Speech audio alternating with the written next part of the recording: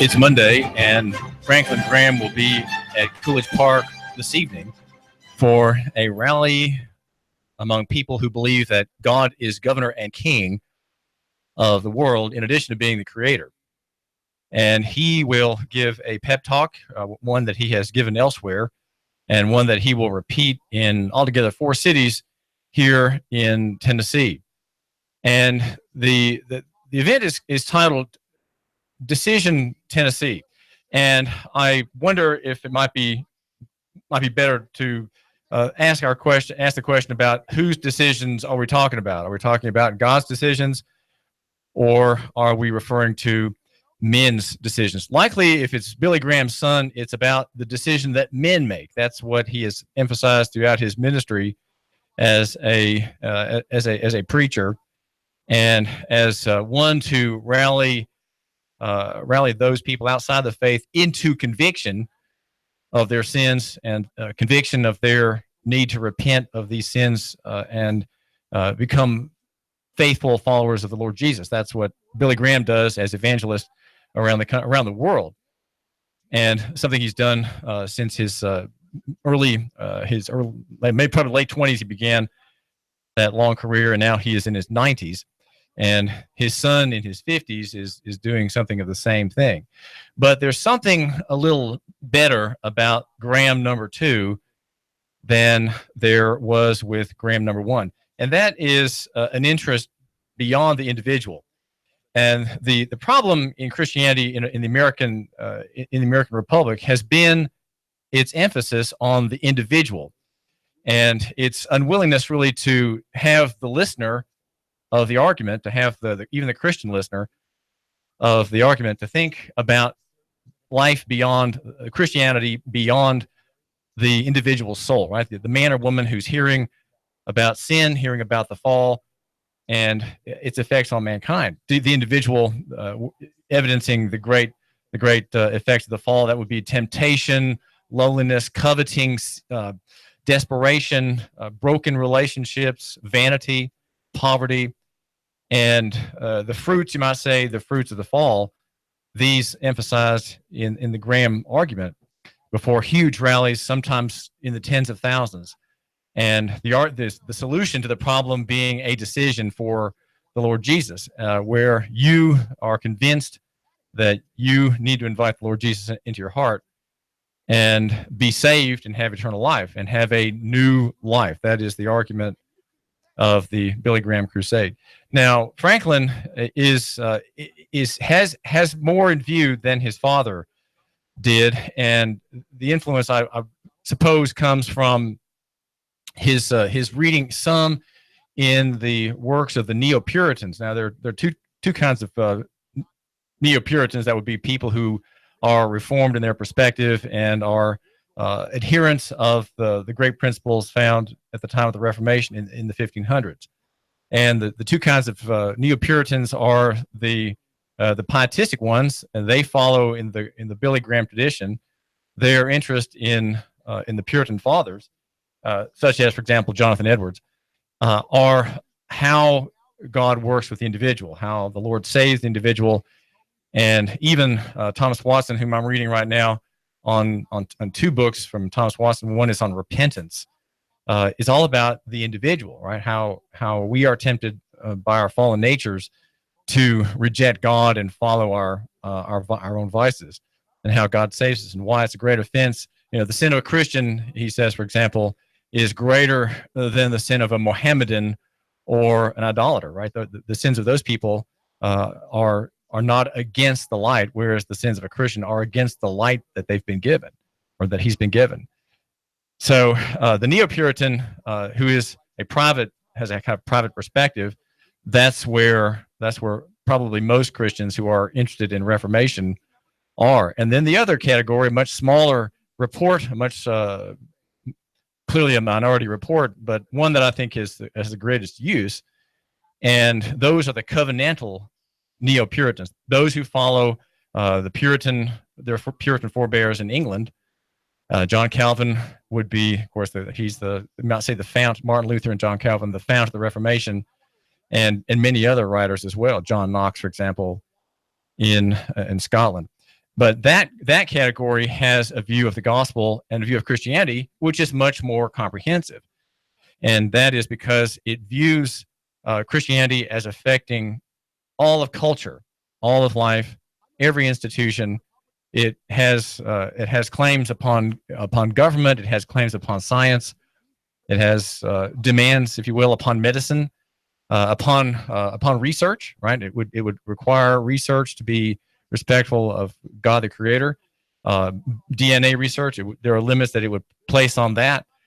And it has requirements on the use of force, whether by police or military, and it has claims upon the university. Do we have multiversities today, or do we have universities today? Well, Christianity would say in the covenantal Neo-Puritan perspective, you might say the Christian Reconstructionist perspective, the university has claims, is under God's claims for telling a single story, right, as opposed to multiple realities, even though those realities may be contradictory. The multiverse idea, the multiversity concept, has no whole sense. There's no single narrative anymore because there's no creator and there's not a single source of reality, and there's not a single reality. We have, in fact, multiple conflicting realities, and the fact that they're in conflict doesn't matter. The fact that they don't work together and that they don't fit together doesn't matter in that perspective.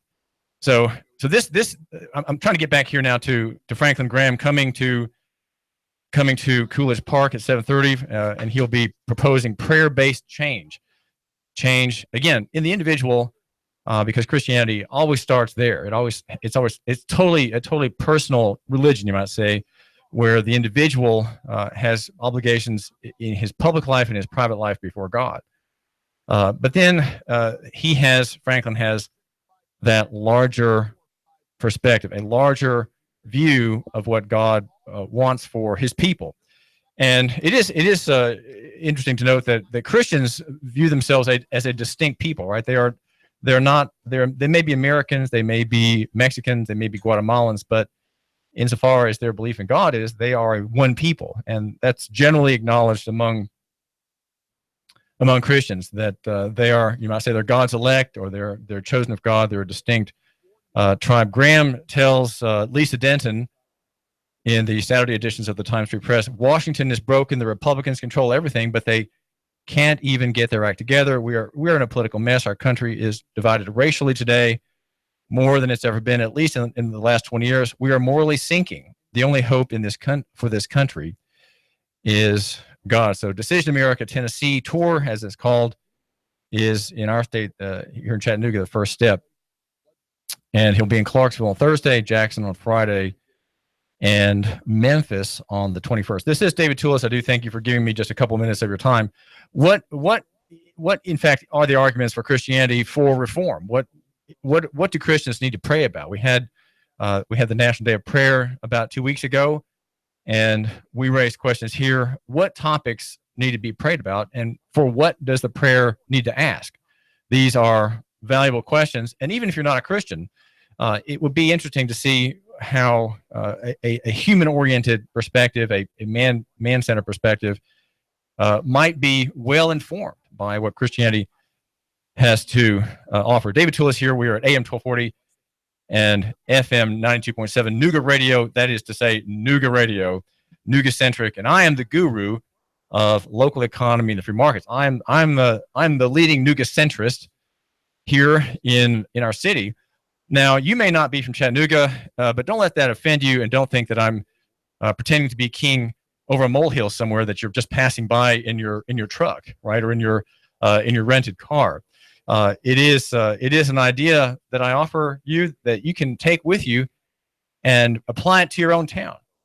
And what is Nooga-centrism to me is XYZ centrism to you, where you think that your town, wherever it might be, in whichever state, maybe in another country, is the center of the world, and that you're going back there because it's important that you be there, and that it's important that what happens there for good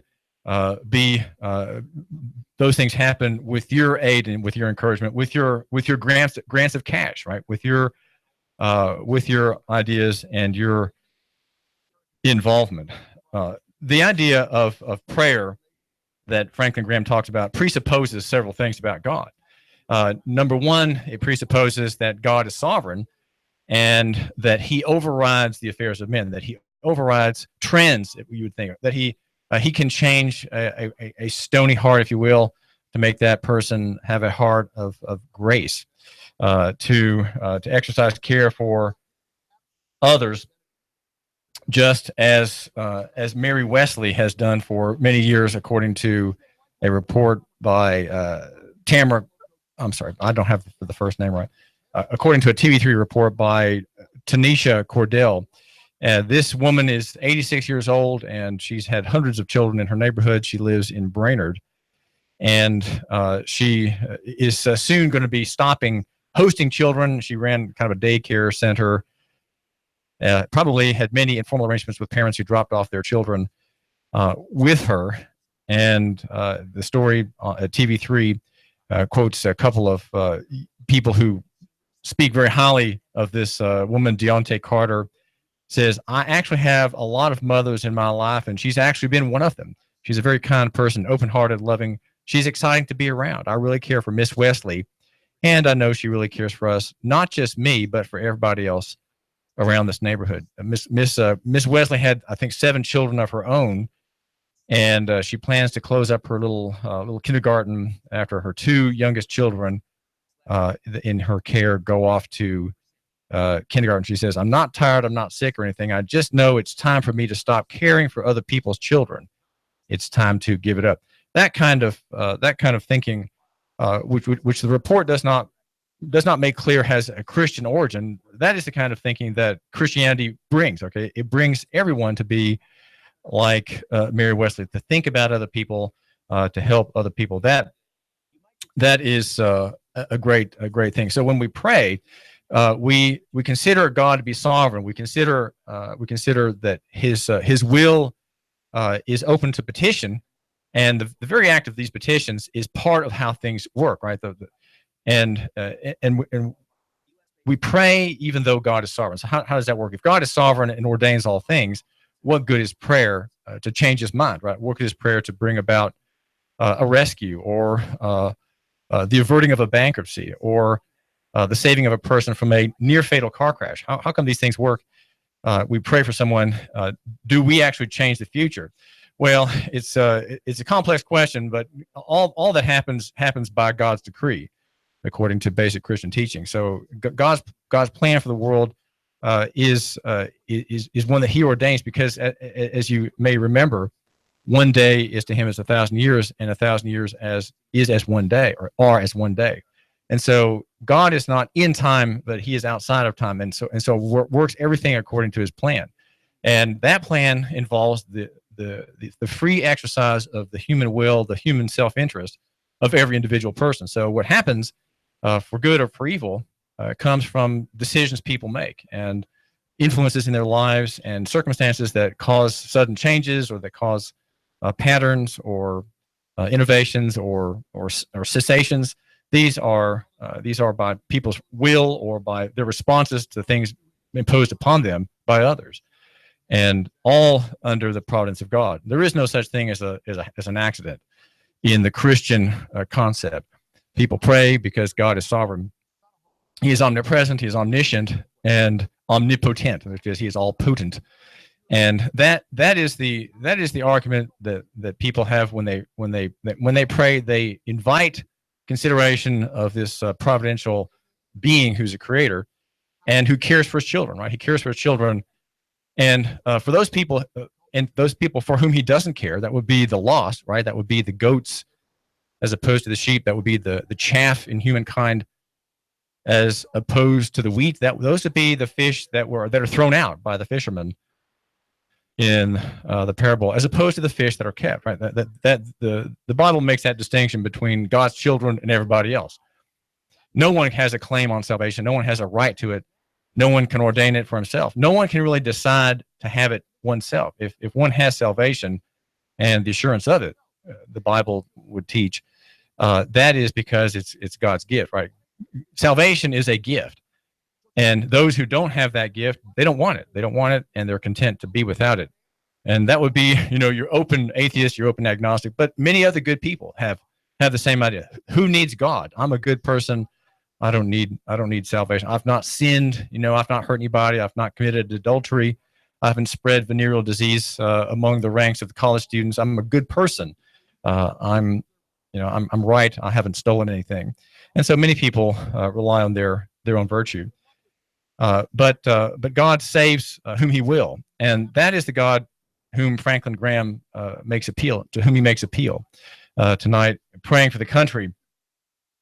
And he's suggesting also, if you read Lisa Denton's story in the Saturday's editions of the paper, he makes a strong case for involvement in the world at large, involvement in, let's say, the use of law. Now, that simply is another word for politics. Politics is deciding whom will write the laws. That's all that politics is. And then it also is a question of the laws themselves. Who are these laws representing? Whose interests do they serve? Do they serve particular groups? Do they serve the wealthy? Do they serve giant corporations, multinationals, or do they serve the cause of justice? Many laws have no interest in justice whatsoever. They are simply favors written in ink and enforced by the police. He says, for example, every state has been saturated with secularism, but the blue states seem to be even more so. What we'd like to do in 2018, 2019, and 2020 is pierce the blue wall, not for politics, but for the message of Jesus Christ. Pierce it with prayer, he says. We're going to go to states with very secular state governments and focus on those states. The work isn't done. There's no question it's going to take God. Franklin Graham can't do this. God uses prayer, he says. And God changes things through prayer. Now that, again, here, people are offended by the idea that God changes things through prayer, that God intervenes in human society. Sometimes God does use miracles, but usually He just uses means, right? He uses means that would be circumstances, that would be self-interest, that would be all the parts of the fall, all the sins that people commit. God uses those for His own will, and He accounts for everything as a totally personal and totally universal being without a body. Don Halwerda is a church administrator over at First Presbyterian, and he says that there were 240 volunteers meeting for prayer and preparation back in April. And he says it was a non-denominational group, all with a desire to learn how to pray for someone who commits their life to Christ for the first time or a renewal. Many people don't know how, and you may only have that one opportunity. You don't want to get it wrong. So the idea of being involved in politics, the idea of being personally responsible, is important. And I think that what we argue for here on the David Tulis program at Nooga Radio is that the mayorship matters more than the presidency. That the city council members really matter more than the office held by Chuck Fleischman, the federal congressman. He doesn't represent us really. I mean, there's a pretense of representation, but he really can't. There's much more to say for defense of local economy and free markets from the city council and the county commission. So what Graham proposes is that we care about these offices where force is used, right? These are all political offices, and they're all about laws and the use of force. Should force be used to help one group over another? Should force be used to guarantee incomes for a class of people? Should force be used to uphold let's say the teaching classes, right? The leisure classes in the teaching program. The U.S. education industry being bigger than the Defense Department, probably the biggest company, if you will, in the world. That is to say, the American schooling system. Should force be used there? And if people apply to be school board members or sheriffs or county commissioners, what are their ideas supposed to be like? What is the formation of their sense of the proper use of force? My own thinking is that a reformed society, a society which has had the work of the gospel working in it for decades, is one where we have much more volunteering. We have much more grace of the kind that Mary Wesley, hundreds of children who in Brainerd have stayed at her house over the years, often children of poor parents who've gone off to work, and children are too young to go to school. And so they stay with Mary Wesley. That kind of thing is what you find a lot more of in a society saturated by Christianity where grace, extending grace is the norm, where grace is granted, and even people who don't grant grace to anybody else get it from others, right? And that's the reforming process of Christianity, is that people become the object of human grace, and somehow by that means the proper word, well spoken, come to understand that there's grace from God as well.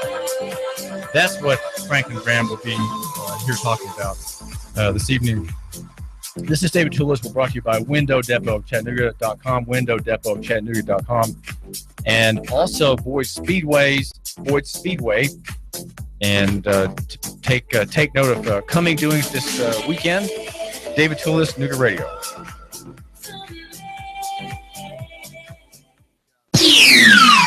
The Tennessee Valley's news, talk, and sports leader. Nooga Radio, AM 1240 and 92.7 FM. 3, 2, 1. Chattanooga Radio, AM 1240 and 92.7 FM's news now. A body was found on East Brainerd Road just after a shots fired call was reported to police, but the body of 20-year-old Marcus Bradfield doesn't show any piercings by bullets. The medical examiner has been called in to determine the cause of death. Both eyewitnesses and the police reported hearing gunshots fired. A man was shot in the hand on Dodds Avenue in an apparent drive-by shooting. Baldwin says he was just walking to his car when another car pulled up beside him and somebody inside fired shots. He was hit in the hand. Nobody else was struck. The gunman has not been found, and the Violent Crimes Bureau is investigating. A car smashed into a power substation on Crabtree Road, and the driver had to be cut out by the Dallas Bay Volunteer Fire Department. He's been rushed to the hospital. EPB had to shut the power off to the power station before more damage was done. TBI put out an endangered child alert, and now the missing child has been found. 13-year-old Matthew Hancock found safely at his friend's house. Russell Stroud, Nooga Radio News, now. In-depth traffic, news, and information. Mornings on Nooga Radio, AM 1240 and 92.7 FM. After some patchy morning fogs, got lots of sunshine for your Monday. Another nice day, but much warmer. Afternoon highs back into the mid-80s. Tonight, fair, not as cool. Lows closer to 60. For Tuesday, the warm-up continues. Upper 80s, more sunshine, around 90 for the midweek. Do you have a pesky tree that needs to be removed around your home or business? Call Paul Bunyan Tree Service at 423-421-2104. That's 421-2104. And I'm Swarsheen 12 Chief Meteorologist Patrick Orr on Nooga Radio AM 1240 and 92.7 FM. Nooga Radio, AM 1240 and 92.7 FM knows your opinion is important. So call 800-8949. Agree or disagree. Call 423-800-8949. 800-8949. Nooga Radio, AM 1240, 92.7 FM, and 95.3 HD4. News, talk, sports. Nooga Radio. When my brother and I opened the first Jets Pizza, we believed if we made the best pizza, customers would find us. So we made fresh dough each day, used fresh toppings, and premium mozzarella cheese. 300-plus stores later, we still do. Try Jet's famous 8-corner pizza with premium mozzarella cheese and one topping, now just $11.99 for a limited time only. Jet's Pizza, the best pizza in town. 3600 Hickson Pike. Life is short. Eat better pizza. Let's get Jets. Choose Exit Realty Scenic City. Need to sell your house? Want to buy another house? Choose Exit Realty Scenic City. Our goals are simple. If you're selling, we get you the best price possible in the quickest amount of time with the least amount of hassle. Our agents are professional, competent, and courteous. We stay in touch every step of the way. If you're buying, we make sure you get all the information necessary to choose the right house in the right location at the best price. Exit Realty is one of the fastest growing real estate companies in North America. Our agents have extensive training, state-of-the-art technology, and full support that allows us to do the best job possible for you. If you're in the market to buy or sell, call us today, 423-551-EXIT. That's 423-551-3948. If you're an agent or considering a career in real estate, call us today. See what Exit Realty can do for you. No desk fees, residual income, technology to the max, and people first. Call us today, 551-EXIT. That's 551-3948. We're located at 7610 Hamilton Park Drive, just off the Bonnie Oaks exit.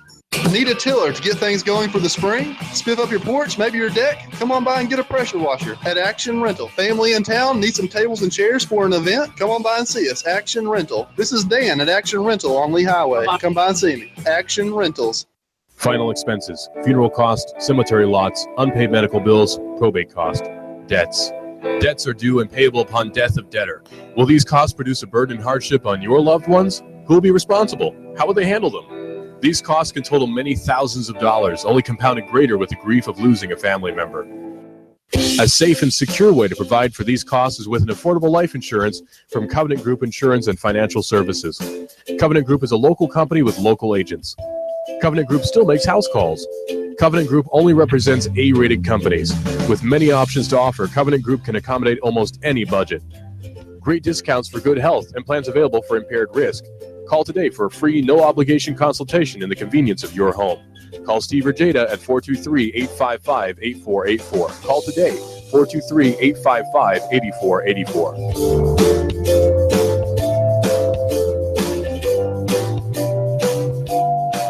I've got a $10 bill for you at the best paint store in Chattanooga. David here. Big savings in exterior stains. Chattanooga Paint and Decorating. More than a paint store. Bring up $100 on your next upgrade. Plunk down just $90. Save on all outdoor stains in stock at Chattanooga Paint and Decorating. Prolix Sickens. Benjamin Moore, Flood, Sanson, Richards. 10% off through May 13. Jim and his team are here to help and advise and to help you hold on to your money. 5529 Hickson Pike. Chattanooga Paint and Decorating. ChattanoogaPaint.com.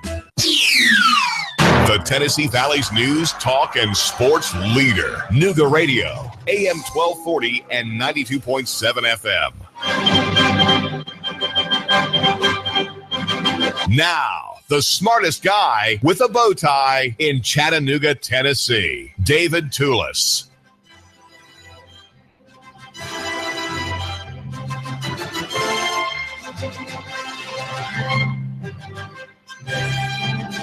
I took a trip this weekend with my wife, Jeanette, to Birmingham and then Opelika, Alabama. She is a graduate of Auburn University. She studied what was called at the time home economics, but which is now some home science or something of that kind. And she is a nutritionist. We went to an event Saturday evening in honor of a writer and a gospel minister. His name is Peter Doyle, who is the author of several, I think 4 books, 4 novels about the Revolutionary War era and young people, children involved in doings in that period. I think I've read 3 of those books to my read aloud crowd when they were younger. And now he's come out with a much more serious work. It's about the life and work of Jonathan Edwards, the Puritan founding father, if you will, who had a great influence on American culture and Christianity. It's called Jonathan Edwards on the New Birth in the Spirit. It's about the life and times and thought of America's greatest theologian. Is the headline at the top of the page. So he's an older man. He's in his he was having his birthday, and it was supposed to be a surprise event at an Italian restaurant in Opelika. But he heard about it the day before. His wife just couldn't cover up anymore her shenanigans to conceal it from him.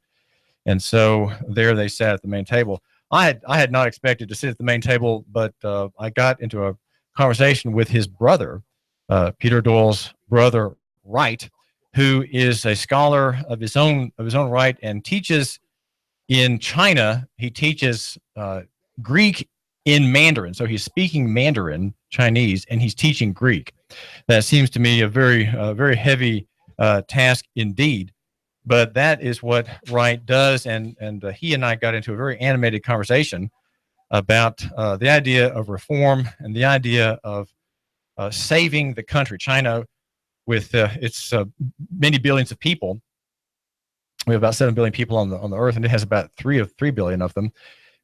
China, a country which Wright Doyle says is on the verge of collapse. Now, we speculated a little bit about why China might be on the verge of collapse as we stood there next to 2 boxes of books and the gathering crowd in the Italian restaurant. And he's a Christian man, missionary, and his approach is very academic and scholarly. He's trying to influence the people who influence the culture in China. And that would be academicians, party figures, and others. And so he writes. He said what he has become specialized in writing are reviews of books in China by scholars touching on the question of reform and turning the country in a better direction, away from progressivism and totalitarianism to one that where the power of the party is reduced, and there is more market. You might say more more play in the free market. Now, China has strong regulations against religious liberty, and Wright said his work seems to be primarily among people in the established church, right, in the church subject to regulation. Churches in our country, we would say that are corporations or that have 501c3 exemptions, federal exemptions for their economic activities, their bookstore and the like.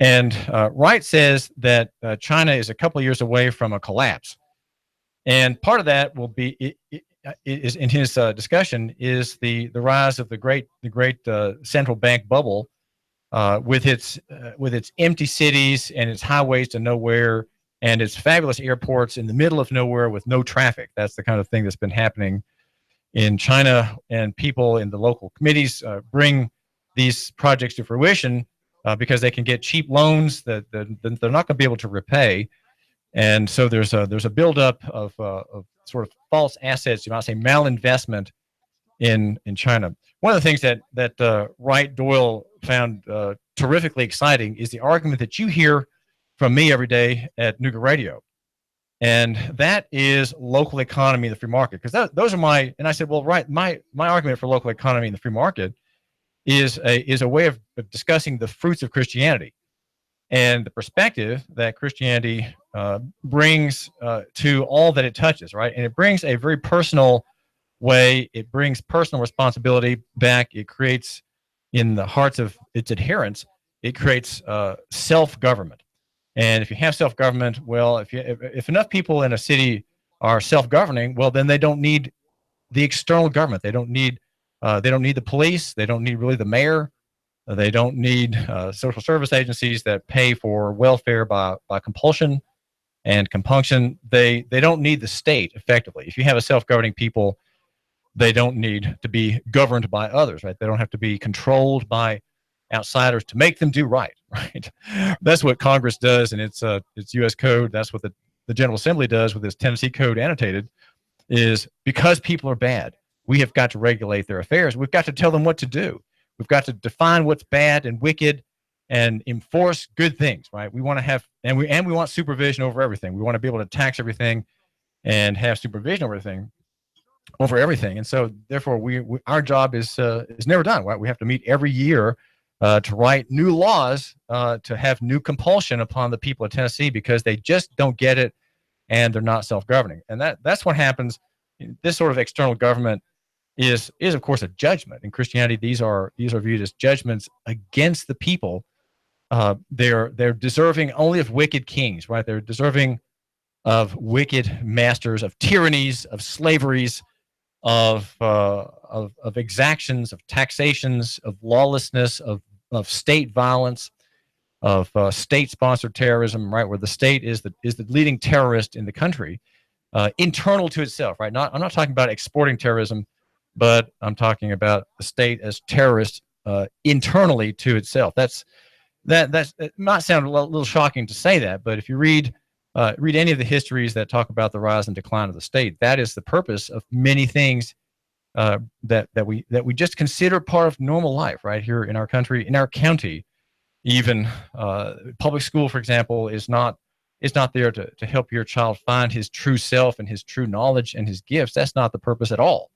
There's a purpose behind it, dealing with making that young person fit for an industrial credit-based economy, an economy of borrowing, production, and consumption. That's what school is all about. And that's not exactly terrorism. Well, I admit that. That's not terrorism. But other parts of the state's apparatus are really involved in that, and that's to keep people off their balance, right? To keep people always thinking, well, if we don't do right, we're going to need security, right? We're going to have security, and so people on edge because of the state's actions to create demand for security, demand for new laws, demand for new surveillance. We end up being enslaved. And so Wright Doyle said to me, the idea of local economy is really astounding, and that's essentially what I'm arguing for. He said he gave a keynote speech at a an intellectual conference that had about 40 speakers, and there were Catholics, there were Confucians there, and others, all professor type, writer type people. And one main point that he made and that others seem to agree with is that we have to have a Christian way, a Christian life where people are other centric, and the only system of life and thought that can do that is Christianity. And apparently even party members in China believe this. Even party members who are communists, who are socialists, who believe in Marx and who've read all of Mao's works in detail and have maybe even have an autographed copy of the Green Book, or the Red Book. Even they say we have to have a Christianity. We have to have that kind of system which brings people to care for each other. Because what's happened in China, according to my interlocutor there, as we're just now sitting down to dinner, what happens in China is that everyone looks at everything in terms of his own self-interest, and everyone is on the take. Everyone is on the take. No one has a sense of the larger good, and that of course is a way of thinking that you're trained to have in a socialist economy, in a state-heavy, state-controlled economy. Everybody starts sharing the same idea. What's in it for me? Can I get a subsidy? Can I get a tax break? Can I get a protection of my industry or my business from the state? Can I use the state to keep out competition? And that keep out competition from my field. That's what we have in the Soviet Union. Everyone was on the take. No one worked. Everyone was on the take. We pretend to work and they pretend to pay us. That's the cliche from the old Marxist regime. But it infects even our country, and because of that, we are facing a disaster.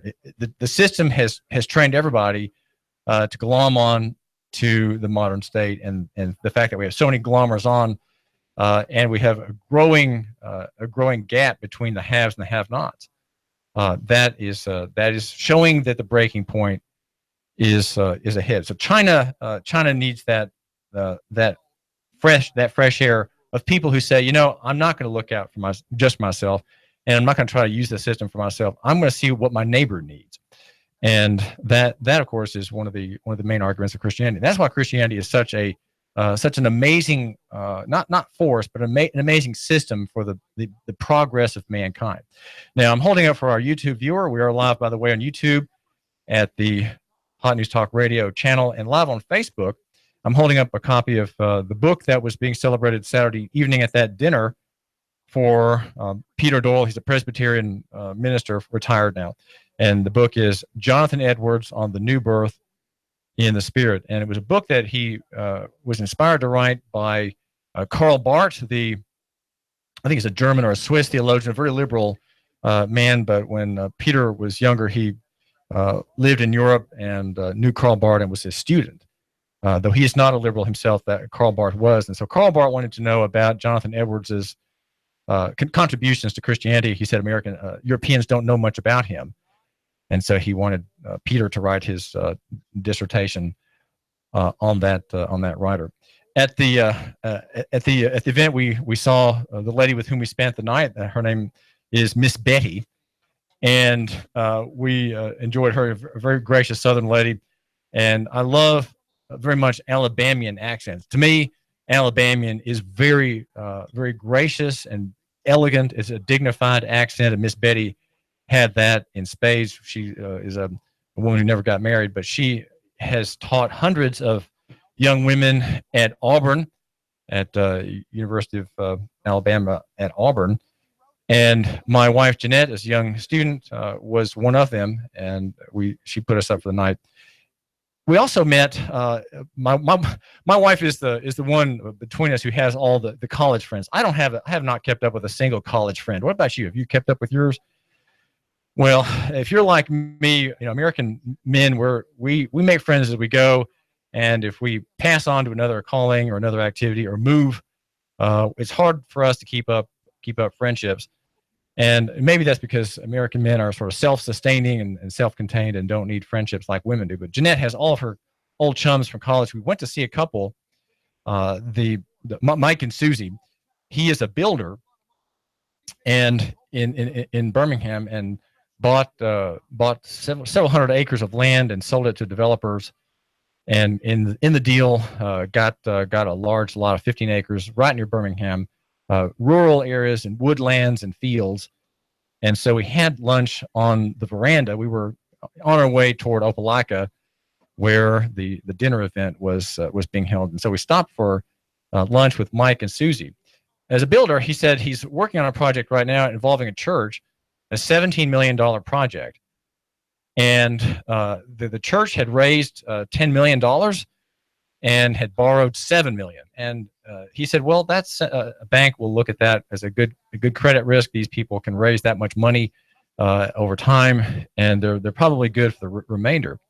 But we talked about just a little bit about the whole idea of lending. And though I didn't bring it up with Mike much, I did talk about it with Miss Betty, who was very, very interested in what in my take on the idea of going into debt, especially to banks who create the money with the in the lending process. And that is a remarkable phenomenon. Is the only line of work, the only line of business in the United States that can create money. It's the only one that can create money from nothing, and keeping two sets of books, extend credit into the economy, and thereby debasing the dollars in your pocket, which you had to earn yours, right? You, my listener, you don't have the means of creating money from nothing, creating dollars spent in the economy for materials, for services, for piping, for plumbers, for electricians, for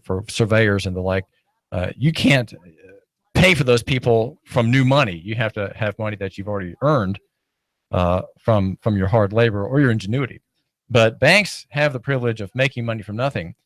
And here we have a Christian church. As I'm thinking about this, Miss Betty, listening not raptly, but listening with great interest to these comments about the Christian church going to the source of credit, and I wonder if that's the right thing, rather than borrow from existing capital, to go to the type of company, the only type of its kind in the country that can make money from nothing, make credit from nothing, and that is the bank, and thereby, as I just want to remind you now, reducing the buying power of your dollars, right? Your dollars had to be earned.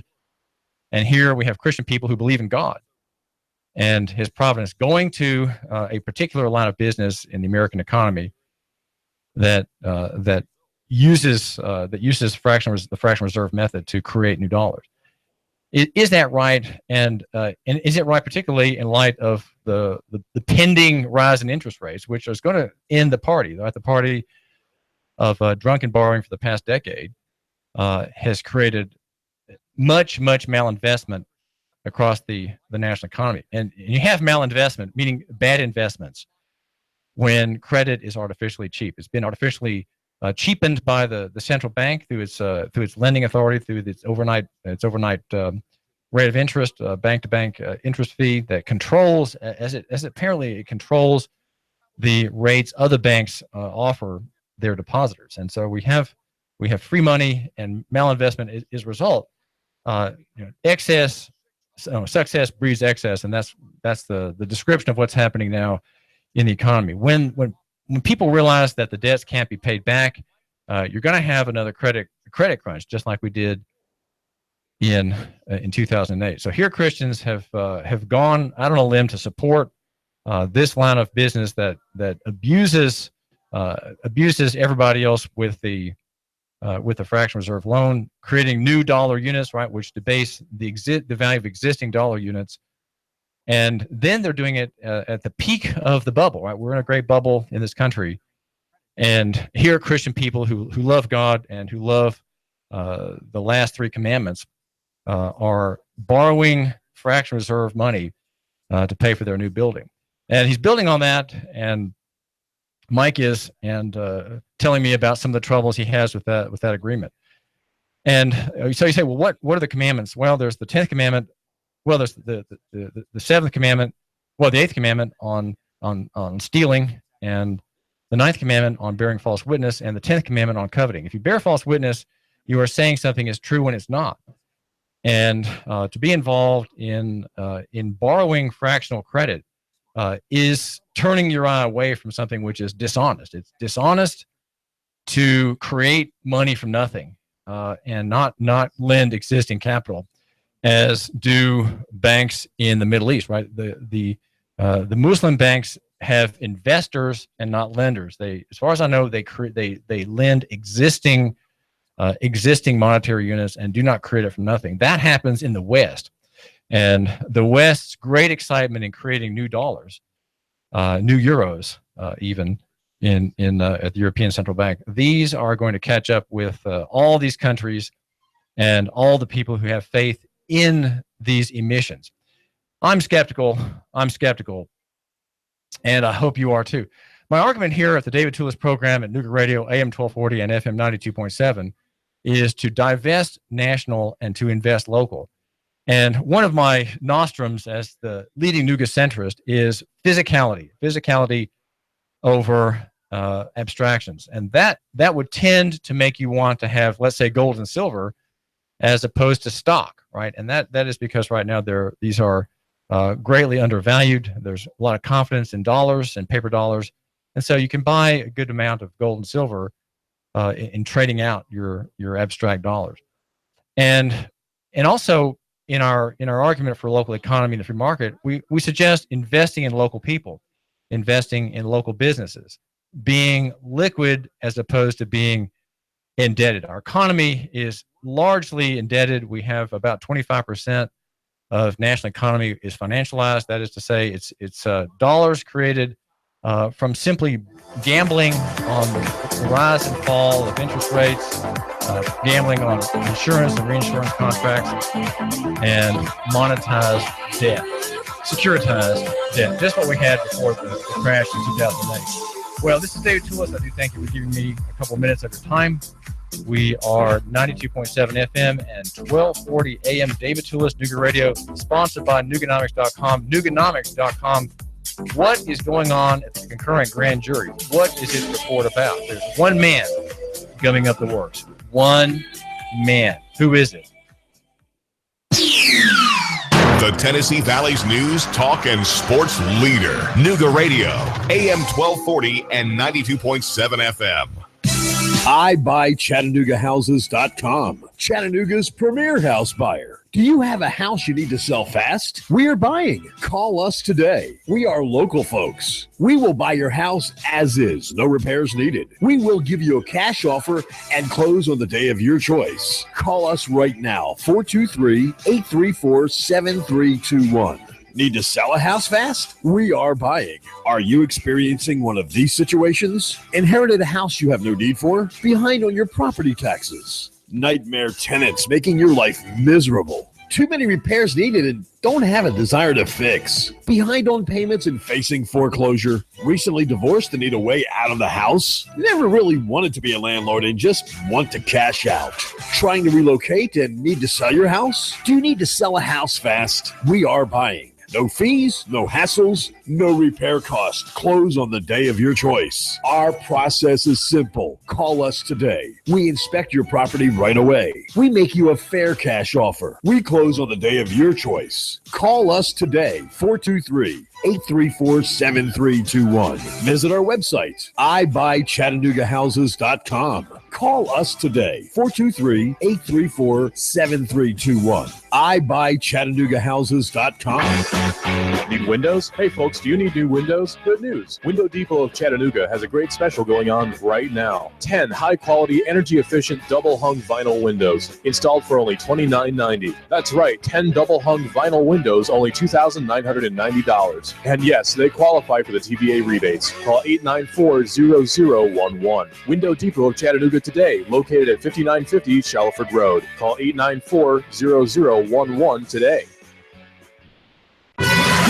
He stole out so much cash, such a huge mountain of cash, that he's become a national star.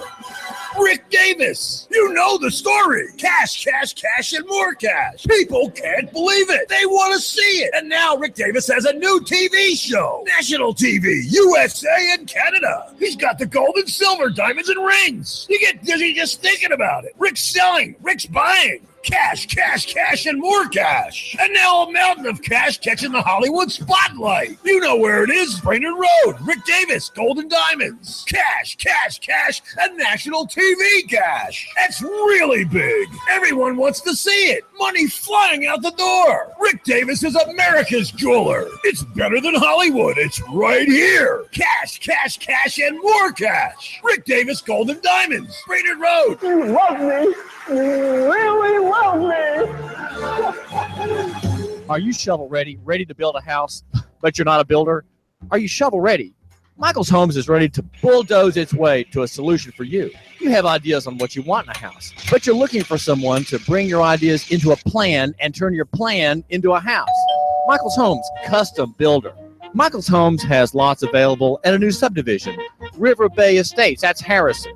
Maybe River Watch in Saudi Daisy. Choices galore, lots, houses, beautiful homes all over Chattanooga. The Canyons, Hickson, Crystal Brook, Appison. Drive in, take a look, consult with us. We build on your lot or ours. Homes-Chattanooga.com. Call 423-413-9929. It is Eric Jones hard into the outside wall, and they are still 3 and 4 wide. It looks like we're racing at Talladega. Caution flag is out. It looked like Denny Hamlin was trying to get by Ricky Stenhouse. Got into the back of Ricky at the line. Man, that's a close one. Matt Kenseth wins stage 1. Green checkered flag is out, and Brad Keselowski has won stage 2. Dale Earnhardt Jr. into the wall. That will bring out the caution. Caution waving once again. And again, it's Dale Earnhardt Jr. involved. Oh, trouble. Ty Dillon has gotten turned to the inside of the racetrack, and Clint Boyer has just nailed him. Matt Kenseth falling back, the field storming by. Something wrong. Now we see sparks from Kenseth's Toyota. Larson chops him off. Coming off turn number 2. Nose to tail. Now it's Logano to the high side in 3. Joey Logano, a winner here at the Richmond International Raceway. Hear it live on Chattanooga's official NASCAR radio station. Nooga Radio, AM 1240, WBLZ HD4 Ottawa, W224AZ Chattanooga, WSDT Saudi Daisy Chattanooga. CBS News, I'm Frank Sedapani. The world has gone back to work, and initial reports say last Friday's crippling ransomware attack on 200,000 computers is spreading. How far and how fast remains to be seen. CBS News correspondent Vicki Barker. IT experts around the globe have spent the weekend patching and protecting computer networks running older Microsoft operating systems. But cybersecurity expert Graham Cluley says it will be hours before we'll know if the ransomware virus has been contained. As the world wakes up and turns on its computers, some of those computers will not be patched. They will not be protected, and potentially they could be attacked. He also warns at least 3 new ransomware viruses have been detected in the past 24 hours alone. Vicki Barker, CBS News. In Washington, the Supreme Court has effectively killed North Carolina's strict voter ID law. The court let stand a 2016 ruling that struck down the law as discriminatory against minority voters. Experts say North Korea's latest, apparently successful test of a nuclear-capable ballistic missile is cause for concern. Matthew Koenig, a senior fellow at the Atlantic Council, spoke to CBS News via Skype. This shows that North Korea does already have the ability to hold U.S. bases and U.S. allies in the region at risk with the threat of attack. And it suggests they're making progress on a missile that could one day reach the United States. The UN Security Council is scheduled to meet tomorrow to talk about tougher sanctions against North Korea. President Trump could nominate a new FBI director before heading overseas later this week. CBS News correspondent Jeff Pegues. Ousted FBI Director James Comey is keeping a low profile at his Virginia home, while a steady stream of candidates to replace him filed in and out of the Department of Justice for interviews all weekend. Top contenders include former Congressman Mike Rogers, who was an FBI agent himself. A federal appeals court is scheduled to hear arguments for and against the president's latest travel ban. CBS's Steve Dorsey has that. Government lawyers are trying to persuade a federal appeals court in Seattle to reinstate the travel ban in response to a lawsuit filed by Hawaii challenging it. The Ninth Circuit Court first heard challenges to efforts to restrict immigration from several Muslim-majority countries. The White House argues this newest travel ban doesn't address religion and help secure the country's borders. Syrian opposition groups say an airstrike in an ISIS-held area near the Iraqi border has killed 20 civilians. It's not clear who was behind the attack. CBS's Seth Doan has the latest on the fighting near Damascus. Assad's Syrian army has been bombarding the suburbs of Damascus, destroying his own city to root out the opposition. Those who weren't killed were given the chance to surrender. Thousands of rebels and civilians boarded buses near Damascus over the weekend, destined for other opposition-held areas. In early Wall Street trading, the Dow Industrials are up 74 points. This is CBS News. Goldman Sachs calls it the new gasoline. MIT and Forbes call it the Holy Grail. Locals call it Oro Blanco, which translated means white gold. What does this OBL superfuel mean to investors? It means the time is now to find out how you can capitalize on this new discovery. This year it was announced OBL will become the fuel of the International Space Station, and it won't need a refill until at least 2024. OBL is also in the early stages of being integrated into the U.S. electrical grid. The average automobile will be able to drive coast to coast 7 times with one fueling. This is not a joke. This is absolutely real. And this superfuel could also make the United States dream of complete energy independence a reality. Find out how you can capitalize on this new energy revolution when you visit oblsuperfuel.com or call 800-642-9454 to get a free pass to a webinar on how to invest in OBL. Visit oblsuperfuel.com or call 800-642-9454 and leave an email address to get a free pass to this investment webinar. oblsuperfuel.com. Brought to you by Money Map Press. Vladimir Putin is a man of many talents, and he's not afraid to show them. CBS News correspondent Deborah Rodriguez. He's ridden a horse, shirtless, swum with dolphins, piloted a hang glider. Last week, he played ice hockey in front of reporters in Sochi. Now, Russian President Vladimir Putin is showing off his skills as a pianist, tickling the ivories as he awaited Chinese President Xi Jinping at a summit in Beijing. Mr. Putin played 2 songs, both by Russian composers, Evening Song and Moscow Windows. Deborah Rodriguez, CBS News.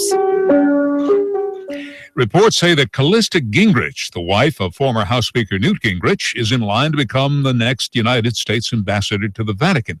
Newt Gingrich was one of the first mainline Republicans to support President Trump during the 2016 election campaign. Frank Settahani, CBS. Nooga Radio, AM 1240, 92.7 FM. 3, 2, 1. Chattanooga Radio, AM 1240 and 92.7 FM's news now.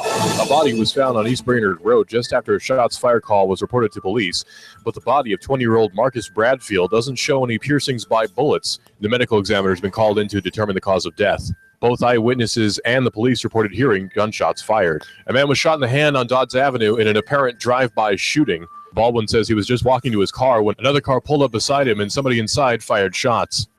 He was hit in the hand. Nobody else was struck. The gunman has not been found, and the Violent Crimes Bureau is investigating. A car smashed into a power substation on Crabtree Road, and the driver had to be cut out by the Dallas Bay Volunteer Fire Department. He's been rushed to the hospital. EPB had to shut the power off to the power station before more damage was done. TBI put out an endangered child alert, and now the missing child has been found. 13-year-old Matthew Hancock found safely at his friend's house. Russell Stroud, Nooga Radio News, now.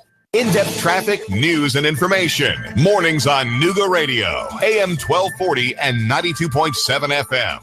After some patchy morning fogs, got lots of sunshine for your Monday. Another nice day, but much warmer. Afternoon highs back into the mid-80s tonight. Fair, not as cool, lows closer to 60. For Tuesday, the warm-up continues. Upper 80s, more sunshine, around 90 for the midweek. Do you have a pesky tree that needs to be removed around your home or business? Call Paul Bunyan Tree Service at 423-421-2104. That's 421-2104. And I'm S'more Scene 12 Chief Meteorologist Patrick Orr. On Nooga Radio, AM 1240 and 92.7 FM. The Tennessee Valley's news, talk, and sports leader. Nooga Radio, AM 1240 and 92.7 FM. Now, the smartest guy with a bow tie in Chattanooga, Tennessee, David Tulis. You don't wear bow ties, and so there's hope for you that you too can be the smartest guy in Chattanooga and read only half of what I have read and affect hopefully change for the good in your own life and in the life of people around you. This is David Tulis, and that is how we view the idea of reform and rebuilding. There are people who say we've got to get our country back, and we've got to restore what was. We've got to restore America. We've got to restore America. We've got to restore the United States. Well, I don't think there's a lot of hope for the United States, and in my analysis, we are suffering from the victory of the United States. Because the United States has won, we all have lost. Because the real story is between the United States and America. America, of course, is a poetical abstraction. It doesn't really exist. It is a kind of idea and ideal. And we all, as Americans, as residing in this continent, in these particular borders today, we have this idea of who we are and what we stand for, and what we're about. Those things, though, insofar as they're good, right? Insofar as they are individualism with an eye for the other and care for the other, that whole system has been defeated by the United States. The United States government, of course, is the leading power globally. It is the world's policeman, the world's chief bomber, and I would say has been the chief terror state in the 20th century. Has not been the Soviet Union or not been the United States. It has been the United States, along with Great Britain, of course, firebombing tens of thousands, hundreds of thousands of innocent civilians to death. The Americans had the daylight raids, the British nighttime raids. Of course, both sides in that conflict killed civilians heavily, but we excelled them all. We had the best bombers, the biggest fleets, and then, of course, in the capstone of that of the good war, right, as we call it, we had nuclear obliteration of two cities. One of them, Hiroshima, largely Christian. Christianity had made great strides there, teaching grace, teaching the resurrection of the Lord Jesus. And those people, of them, an example was made for the emperor that he had better surrender. And we're going to do that to other cities. North Korea, we killed a quarter of the population with carpet bombing of every city, every town. There was nothing left hardly in North Korea. And what was not even a declared war. It was just a police action with UN sanction. This is David Tulis, and I'm very skeptical about the United States, though I'd like to suggest that if we want to rebuild anything, it be something of the spirit of America, and something of a spirit of a decentralized political order, a free market system where people are less and less employees and more people who work for themselves, right? People who have independent livelihoods. We don't have independent livelihoods really as we used to in the 1830s and the 1870s. Most people were independent. No one would ever imagine of being an employee, because only women and immigrants were employees in the big cities at the tide of the immigration, in the great tide of immigration in the 1890s and 80s. They were employment was for foreigners and for women. American men, they weren't employed. They belonged to themselves. They had their own livelihoods, and they worked among equals, and were not subject to the humiliation of having a master, because after all, that is what employment is, the master and servant relationship. Just check any law book about that. That's not a shocking thing to say, and it is reasonable that we have employment, and we have people who are employees, right? And that's because they're servants, and the master is fully in charge. The employee has no perspective of the overall interest of that business. Just does a small assignment within the confines of that factory or that office. David Tulis here. We're brought to you by Window Depot of Chattanooga.com, Window Depot of Chattanooga, and Boyd's Speedway. I argue that you should love your neighbor and buy local. Franklin Graham will be in town tonight. He will be leading a rally in Coolidge Park, and the argument that he's going to be making is really for prayer-based change. We could call it reform. We could call it rebuilding. In a way, he's arguing for a restoring of America. And he has his analysis, I'd say, is I've not not read in detail his framework of thinking, but he does come from the evangelical perspective.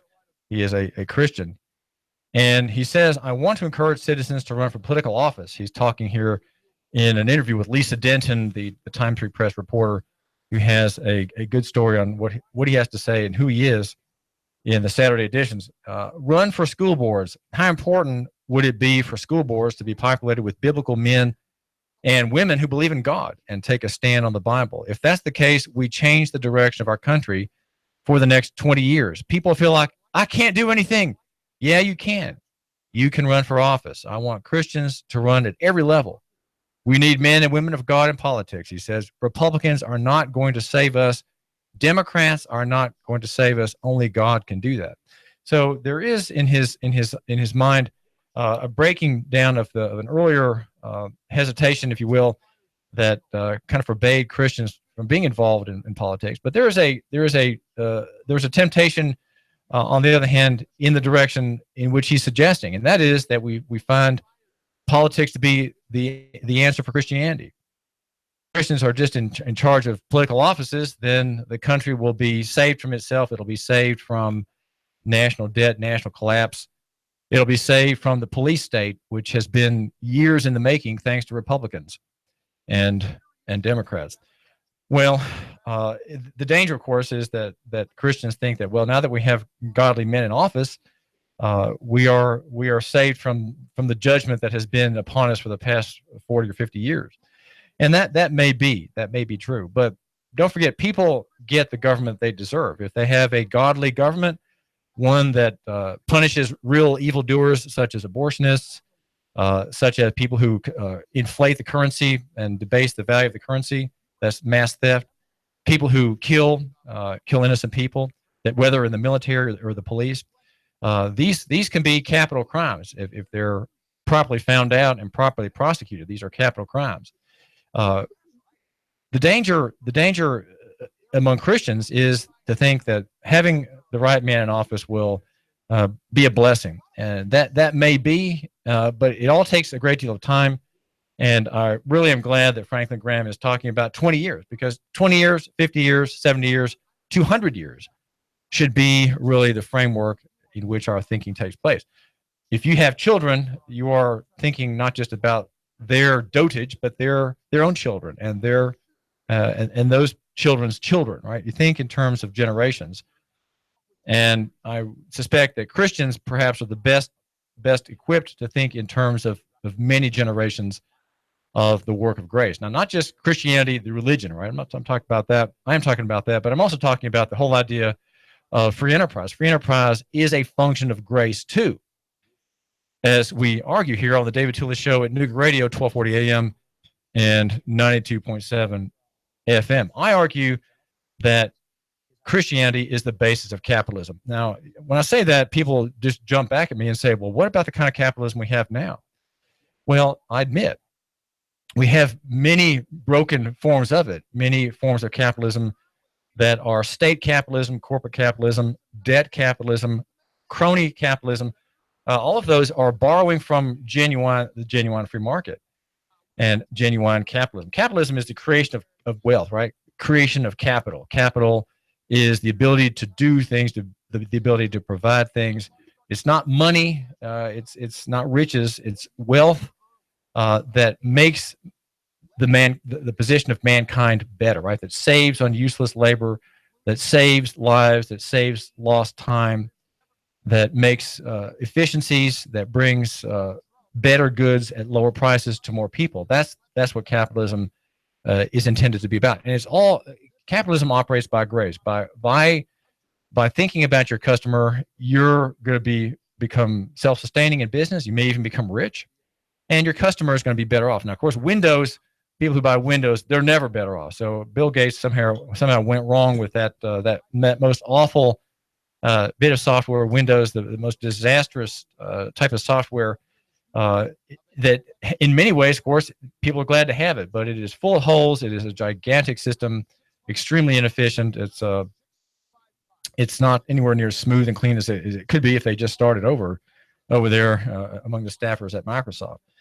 But generally speaking, the entrepreneur creates a good, and people buy it because it serves them and it benefits them.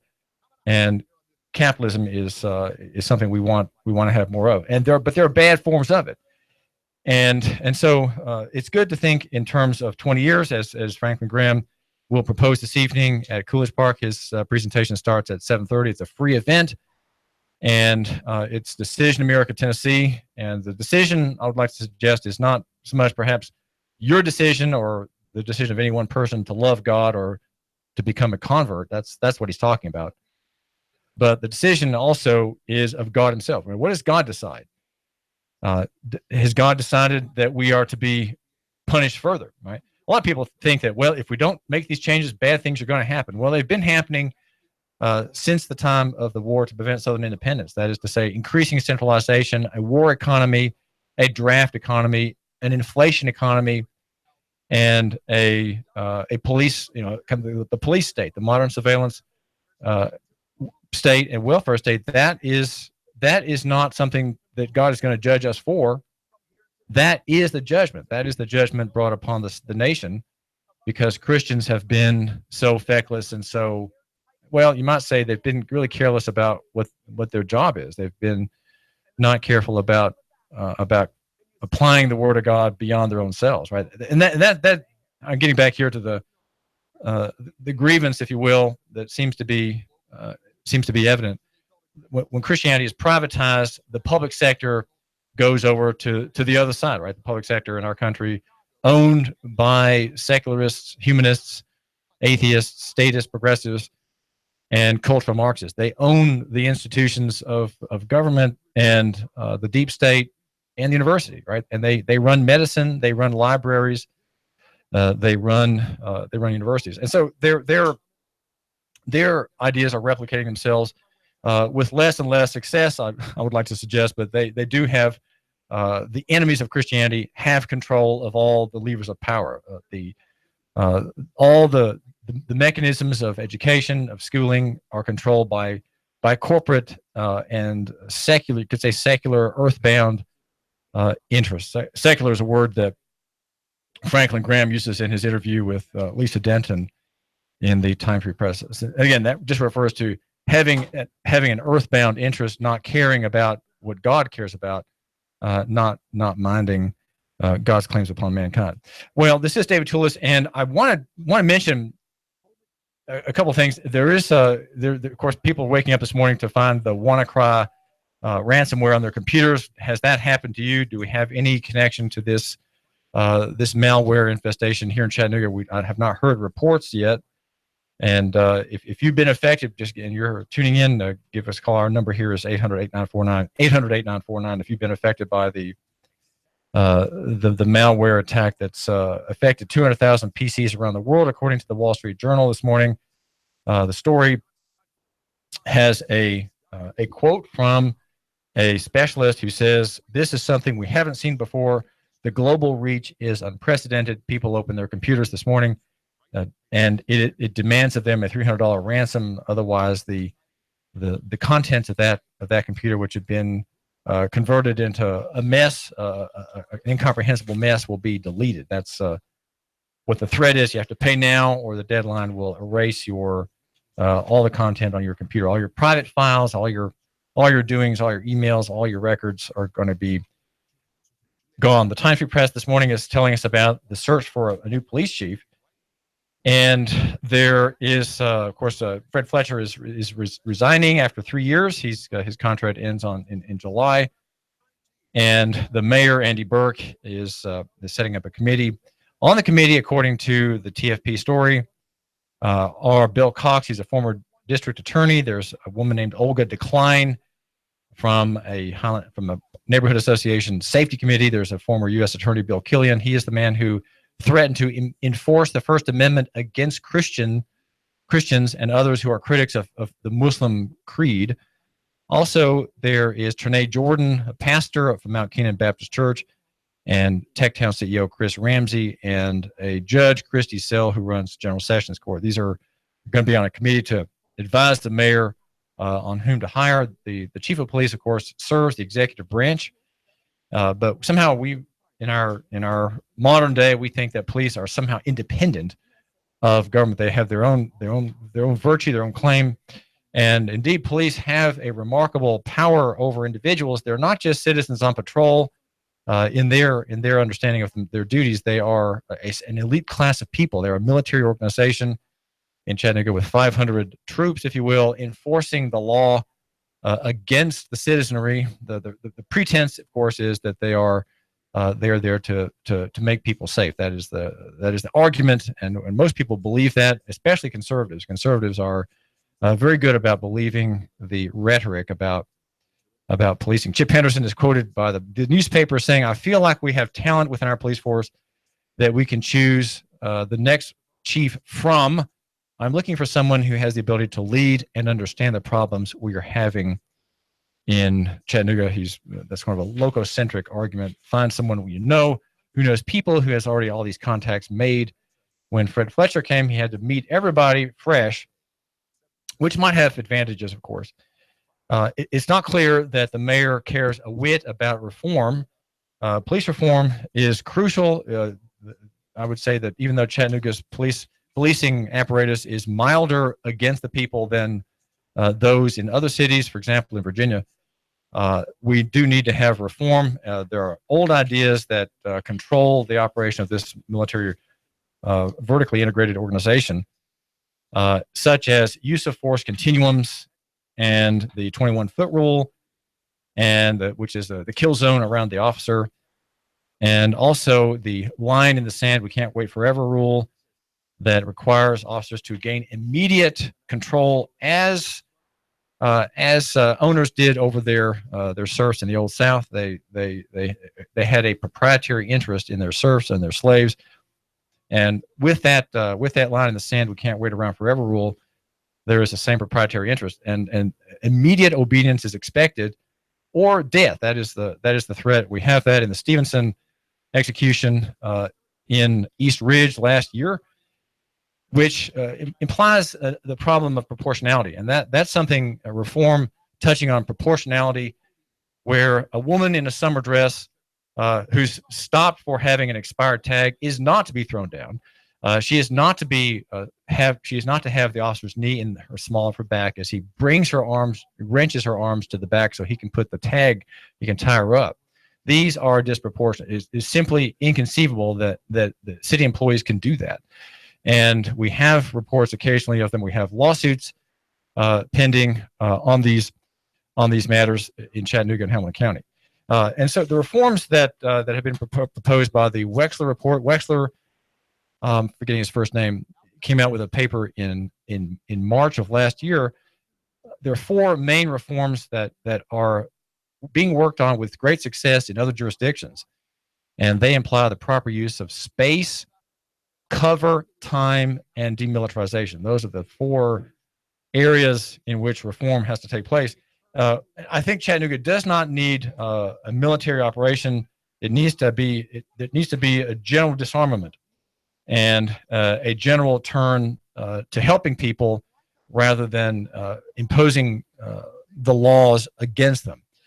But we deserve it, and that I think is something that Christians, if they attend the Franklin Graham rally, we deserve law enforcement.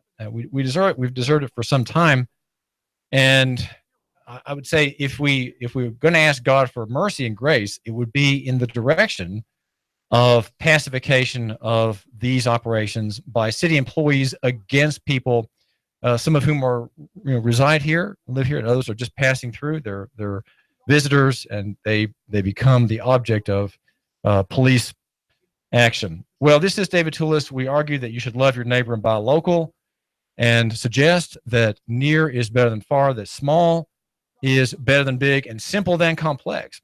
The number is 800-8949, 800-8949. We also argue in the footnotes that simple is better than complex, personal than corporate, and physical than abstract. I really like the argument about simple and complex. That's why I mentioned it twice. It's worth a double portion.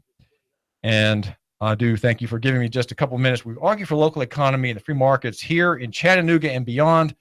Find us on your TuneIn Radio app. That's a free app, and you can watch me live. You can see whether my bow tie works today. It does today. I have gotten an okay from Jeanette on my tie.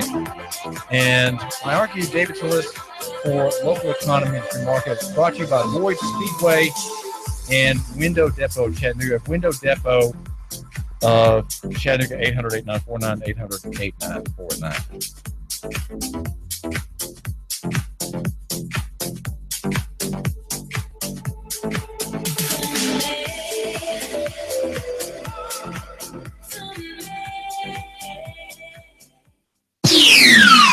The Tennessee Valley's news, talk, and sports leader. Nooga Radio, AM 1240 and 92.7 FM.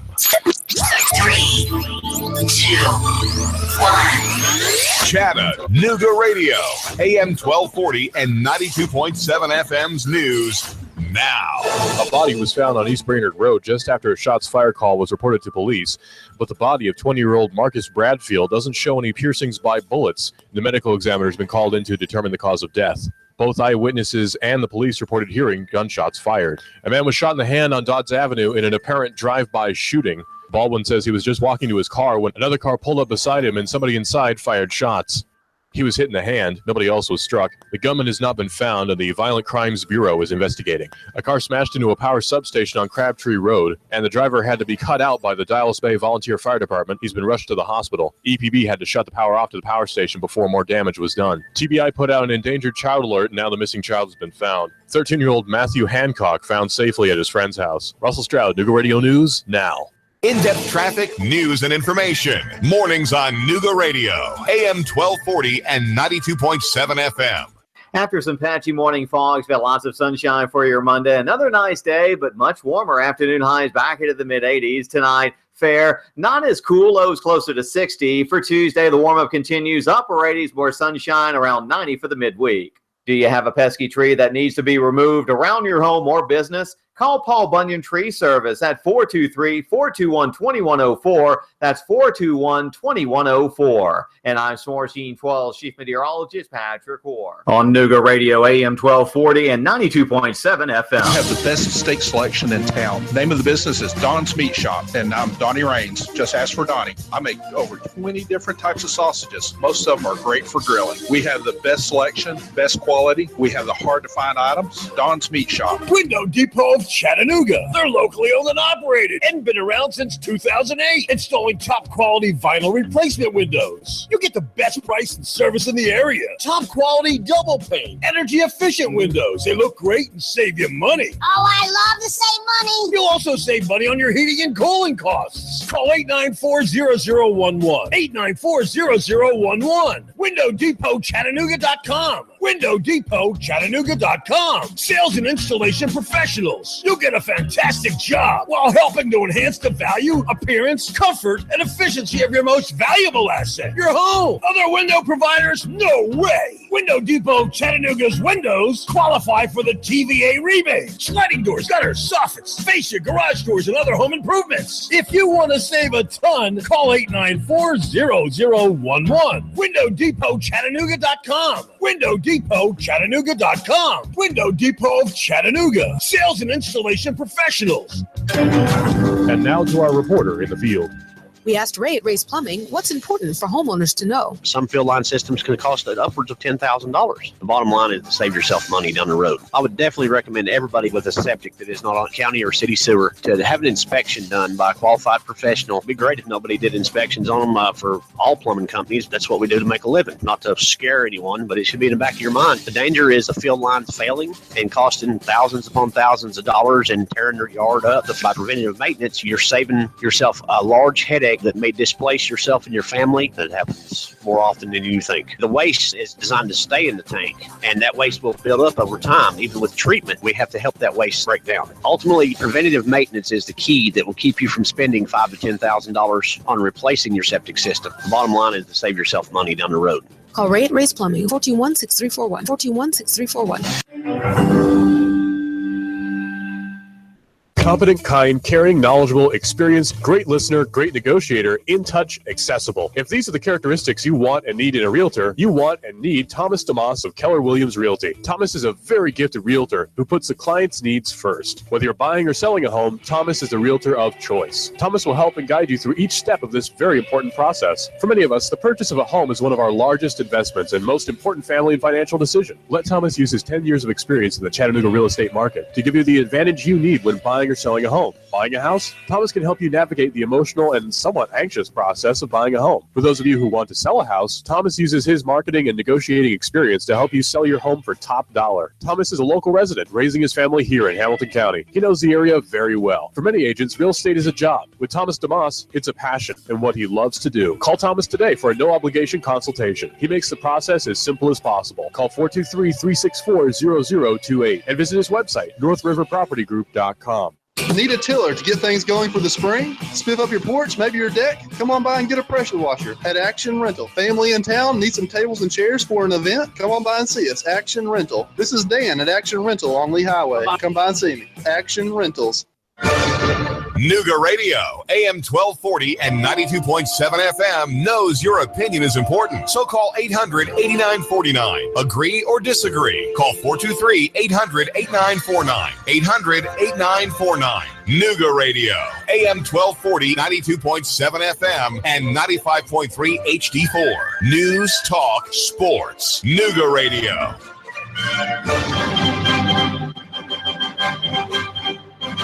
Now, the smartest guy with a bow tie in Chattanooga, Tennessee, David Tulis.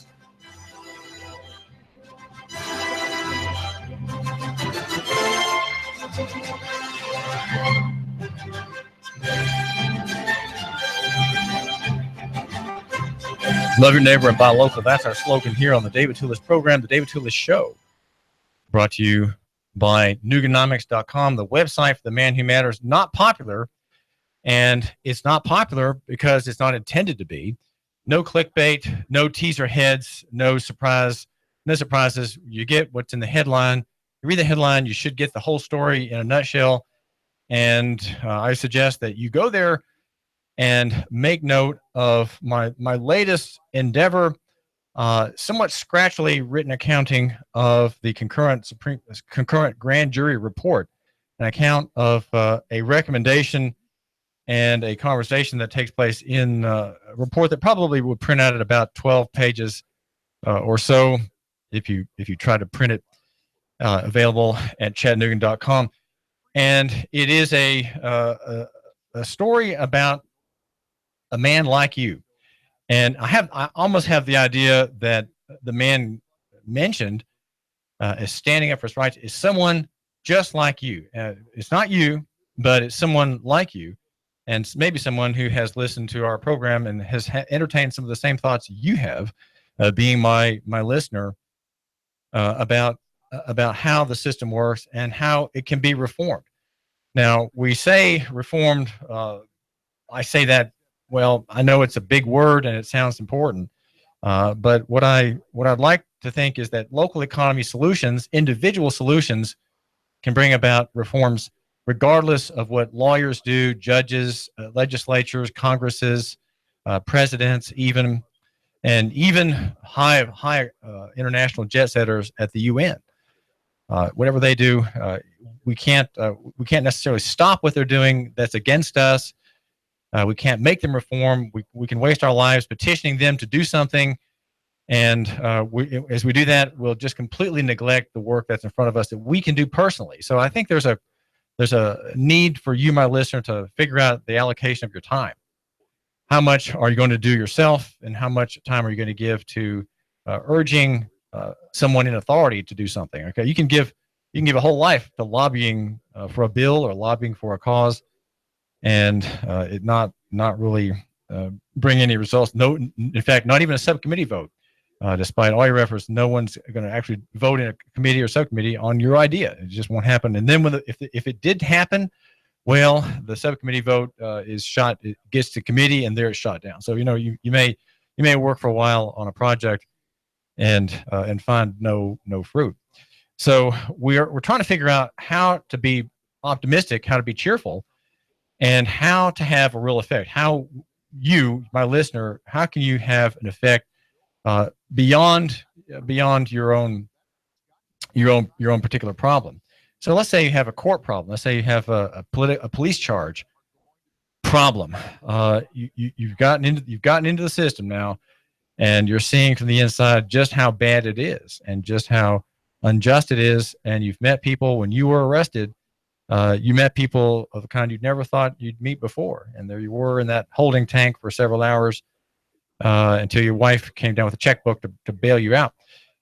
You're seeing another side of the real world, and now you're wondering what it's all about, and you're suddenly seeing a powerful suggestion of how common people live, how the poor live. The people you met in the jail are the poorest sort. They're the poorest sort. They're folks who don't have calendars. They don't have easy money. They can't write a check for $500 bond. They have to pay the bondsman who gets his 15% fee. You don't get the money back. He puts up the bond for you, and you pay him the fee. Right, the fee is lost, but you have means to write a $500 check, and you'll get it all back if you show up. Right, you'll get it all back. The earnest money to secure your presence in the court. And now you've seen this other side, and what's going on there? What's it all about? What's right? What is just? This is the justice system of our county, you say, and somehow you just get the sense that things are not right. And now you've been cited to Sessions Court, right? You've had some criminal accusation against you, and you're being cited to Sessions Court. The grand jury, the concurrent grand jury, has a report that came out last week, and it makes an interesting argument for efficiency. Now, we have to understand that arguments for efficiency often are arguments for more power, and the best government is the most inefficient government. The government least offensive of right to life, the right of property, the right of free movement of innocent people is the one that's disorganized and incomplete, the one that hasn't figured it all out, right? That's the kind of government we want. We don't want efficiency, and I'd say we probably don't want government that is run like a business. And in fact, we have that already. We have what's called commercial government, which is if you're in an elite school, you learn about commercial government. If you're in the public school, you learn about the ideal, right? You learn about what government's like on paper, right? It has 3 divisions of power. You learn about how bills are passed and things like that. Those are a kind of simulacrum of government knowledge. It's not real knowledge, and even though bills do have a process through which they go, learning about those in school is not understanding how government works. I think what you have to learn about is how government really works, and how it is a great evil. It's a great evil, even in our state of Tennessee, that we have commercial government that rejects all the important fundamental benefits of government: protection of the innocent, right, and protection of the ignorant, and protection of the common people. And what we have instead is a great system of commercial power, government running commercial power. Government is capitalist, and I can silence all questions by saying this: Tennessee runs one of the largest capital pools in the country, as many other states do. It's called a sovereign fund, and it's called the Tennessee Consolidated Retirement System, a liquid capital pool worth more than the state itself. It's worth more than the many billions that the state's net worth is. This organization, this fund, this capital fund, tax-free, is bigger than the state itself. So that's called commercial government, and it has many, many parts. It's very complex, and that is what we have working against us. And we have in Hamilton County and in Chattanooga, we have an industrial judicial complex that is fed by the mayor. Mayor Andy Burke, a city employee, feeds this system, and so do mayors of other cities that are incorporated by operating police departments. Also fed by the sheriff's department of Hamilton County, and every county has its own sheriff and its own police forces in incorporated towns feeding the system in those counties. Now, in Hamilton County, there was a man who stood his ground, And he's not identified. We don't know who it is. And I have my inquiries as to his identity, I guess, will begin this week. Maybe we can get an interview with him. But he is a man who was charged by a Tennessee highway patrolman of riding in his vehicle or operating a motor vehicle without a seatbelt. And it's a great story. And it's somewhat cryptically presented in the comment in the concurrent grand jury report. Which begins with sort of niceties about American government, right? This thing makes reference to the respect that the members have for the wisdom of our forefathers, they say, who developed and implemented the code of common law, which prevails. But they're quick to step away from praising our founding fathers and praising constitutional government to saying that when people stand their rights, they create inefficiency for government, and we need to find a way of getting around people standing on their rights, people defending their rights, as does this person. I'm going to call him a man because I'm not sure of the sex of this person, but probably a man would do these kinds of things, taking on the machine, if you will. And this is David Tulis. I do thank you for giving me just a minute of your time. Now, the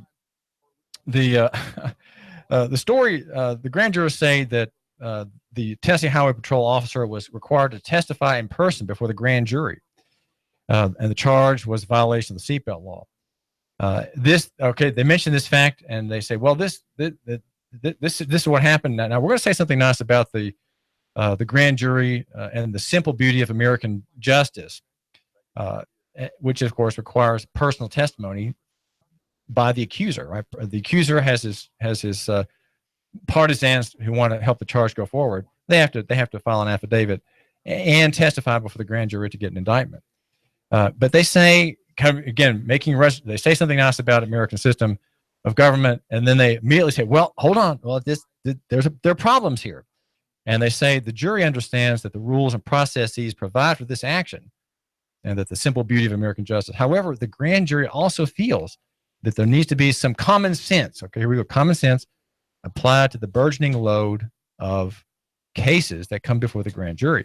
Perhaps it is time for an alternative virtual grand jury under which certain offenses, especially minor misdemeanors, do not need to be physically heard before the jury, but rather voted on discreetly by using some secure method. Okay, that's a digital method where you can have a secure ear witness, if you will, eyewitness of someone saying something about an accusation.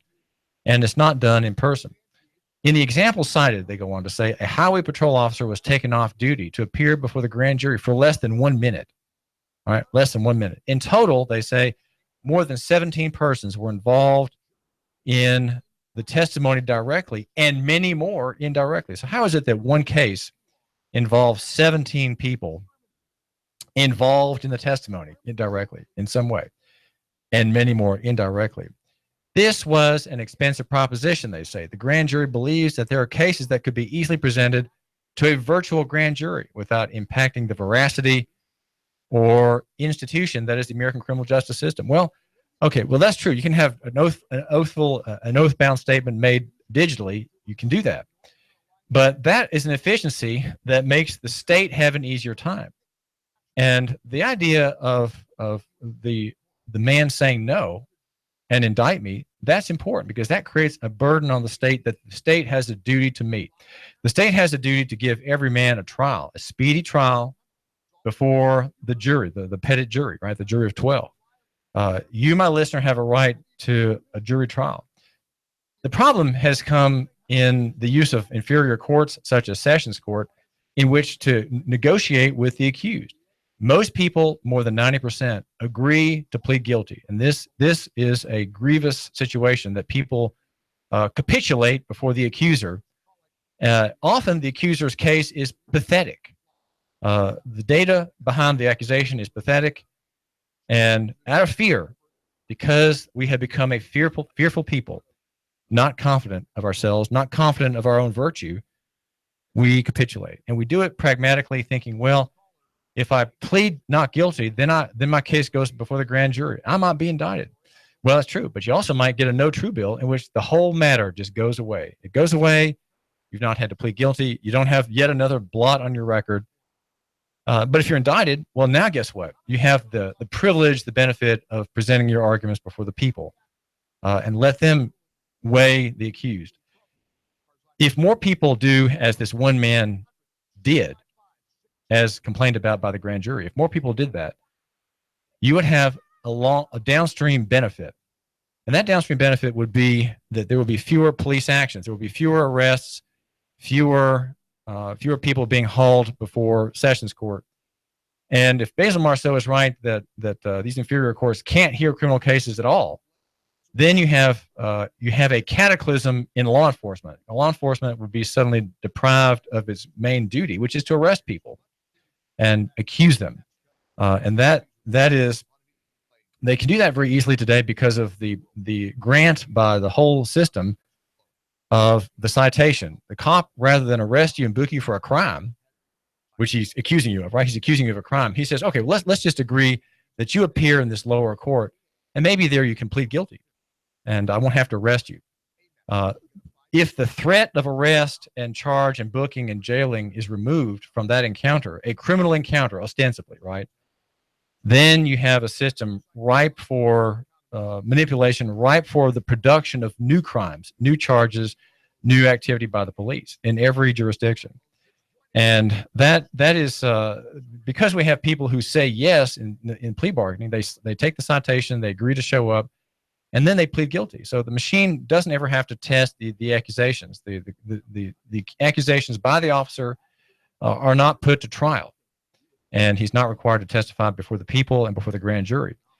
And that is, I'd say that's a great convenience to the state. Thousands of cases are processed every year in Hamilton County in this method. And people who are not guilty really of anything plead guilty. And I think of the Antonio Bell case. He is a lout who was arrested, and you can read Nooganomics.com the story of his arrest, the report of the police video in the back of the car. His language earns him plaudits, no doubt, in some quarters. But he was charged with the intimidation of a judge, and the charge to which he was advised to plead guilty to had nothing to do with the facts of the case, absolutely nothing. And yet he pleaded guilty to it. He had no attorney, and just acted. He acted. Other charges were dropped, and he pleaded to that one intimidation of judge charge, which could not have applied to his case. It just simply couldn't have, even though he was not a wholesome character in many ways.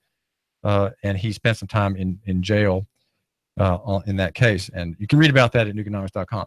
And also other defendants, all who happen to be black, but they are a picture of our judicial industrial complex in Hamilton County.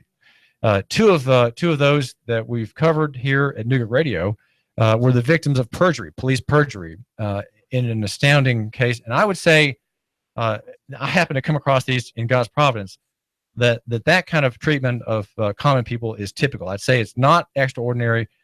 The fact that they were not held to account for perjury by the chief of police says something about the operation of that department, and also about the district attorney, who viewed felony perjury as something that could be ignored. 2 cases of it, as we have documented here at Nooga Radio and at Nooganomics.com.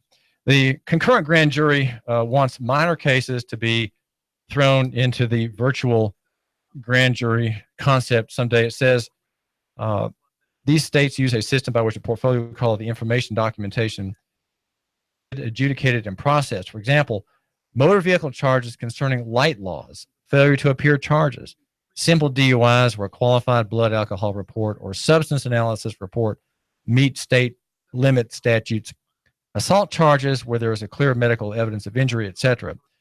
The list could go on. In the end, a virtual grand jury using portfolio of information about a case could operate effectively, it says, and could possibly clear more cases off the docket than a sitting grand jury. In other words, you have a digital grand jury where people in their homes pass on defendants, pass on police arguments against these people, and can say, okay, this guy's guilty, we're going to indict him, and it can be done from the convenience of their homes. You see, that's what a virtual grand jury is. You don't have to actually be impaneled in a state building and meet and hear physically in physical presence of officers, state troopers, and police officers and other accusers, right? They're there to accuse you, and you have to hear them in person in the current system. I would like to suggest that efficiency is not what we need here. You, my listener, need to think about making the system inefficient. And to do that, you have to stand your ground like the one man about whom they complain.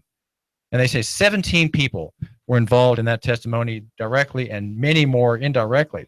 Well, if you are a Hanson Melvin or a Michelle Gelpin, or even if you're an Antonio Bell, you can say, no, I want to be indicted. I'm not going to plead. I want to be indicted. And I've proposed that in the black church, since blacks are the biggest group of victims of policing, that there be a diaconal program set up so that any member of that church or anyone connected with that church has ready access to counsel and advice from deacons who know the system. Deacons who can offer informal advice, not for pay. They're not acting as lawyers. They're not subject to UPL, the unlicensed practice of law statute. They're not practicing law. They're just giving advice, one Christian to another, and helping people be shepherded through the system so that they can be indicted and cases tried individually one by one. That would be an inefficiency that would reduce, in the end, it would reduce the incidence of police encounters of the arresting kind. There would be fewer arrests if people stood their ground more. But it takes a religious revival. It takes a revival of courage and dignity for people to undertake that, because it's a terrifying process to be arrested and charged, to be indicted, to face trial. These are terrifying things. What we need to have in local economy are local people who are not lawyers, but just deacons, well-meaning Christian people, attentive to detail, who learn a little bit of the ropes of the process, the ropes of the system, and help people, starting in the black church, to defend themselves and say, I stand on my rights. I demand a jury trial. I demand it. I have a right to indictment. I have a right to have my terms provided. Jury is not here. I demand our rights. I'm not getting my needs. I'm not getting on the knees. We have black people say that, aided by their church, aided by this national Lord, in 5 or 6 churches here in Chattanooga. No one needs to start at one church. One church starts this program of diaconal aid to people accused, and it will spread like wildfire in 5 years. That's the kind of thing Christians at the Franklin Graham event tonight will be praying about, Lord willing. This is David Tulis.